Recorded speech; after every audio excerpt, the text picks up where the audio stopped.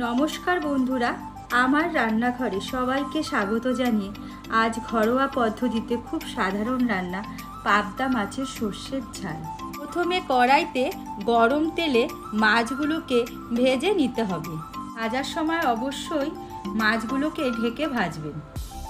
মাছ ভাজা হয়ে গেলে এক এক করে তুলে রাখবেন, কিন্তু বেশি কড়া করে আমি ভাজিনি, আপনারা চাইলে ভাজতে পারেন। পরিমাণ মতন তেল দেবেন, ফোড়নে কালো জিরে দিয়ে দেবেন, কুচনো অল্প আদা হালকা করে ভেজে নিয়ে এরপর হলুদের গুঁড়ো আর কাশ্মীরি লঙ্কার গুঁড়ো দিয়ে একটু নেড়েচেড়ে নেবেন। একটা গোটা বড় সাইজের টমেটো বাটা দিয়ে ভালো করে কষে নেবেন যতক্ষণ না টমেটোটার কাঁচা গন্ধ যাচ্ছে।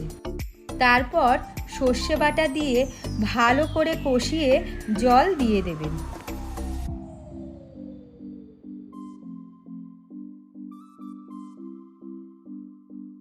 জল ফুটে গেলে এক এক করে মাছগুলো ফুটিয়ে নেবেন।